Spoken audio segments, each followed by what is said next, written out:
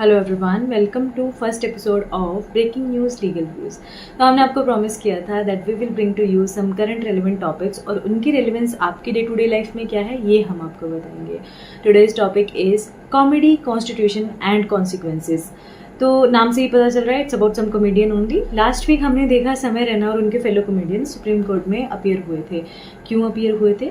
Cure SMA में एक foundation है, उन्होंने एक पिटीशन को सुप्रीम कोर्ट में फाइल करी थी about an episode of India's got talent, जिसमें समय रैना और उनके फेलो कॉमेडियंस ने कुछ स्पेशली एबल्ड लोगों के ऊपर कुछ कमेंट्स किए थे विच वर नॉट एक्सेप्टेबल। तो क्योर एसएम में फाउंडेशन का कहना था that these comments should not be accepted as we live in a society and we should be responsible towards the marginalised community of our society. Supreme court का मानना है that yes, these comments are damaging and disturbing and also violative of Article 21 of the Constitution. Now, what is Article 21 of the Constitution? Article 21 of the Constitution provides for right to life and that includes right to have a dignified life. Now supreme court का मानना है कि आप content creators की एक responsibility बनती है society के towards and they can not hurt someone else's right to have a dignified life under the garb of article 19(1)(a that is freedom of speech. Also जो पिटिशनर थे उनके जो council थे उनका ये कहना था कि those remarks fall under hate speech and should not be protected under article 19(1)(a।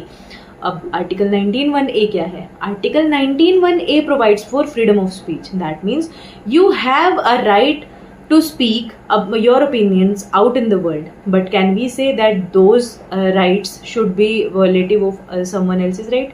या फिर हम ये कह सकते हैं कि हम अपने आर्टिकल 19(1)(a के राइट को यूज़ करते हुए किसी के आर्टिकल 21 के राइट को वायलेट कर सकते हैं? Not at all.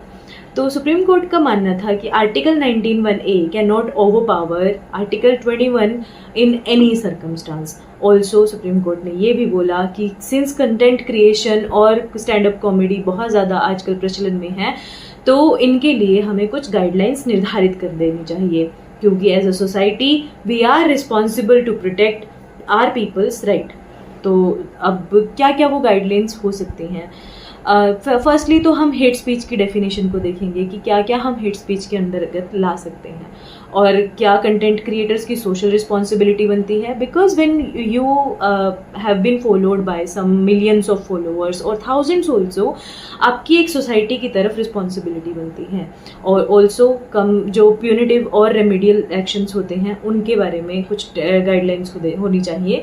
जैसे कि उसी दिन सेम डे पे 15 जुलाई को ही समय रैना ने एक written apology NCW that is national commission for women के सामने रखी थी, जिसके अंतर्गत उन्होंने माफ़ी मांगी थी। कुछ कमेंट्स उन्होंने अपने ही शो में इंडियाज गॉट टैलेंट के ही किसी और एपिसोड में किए थे अबाउट वुमेन ओनली।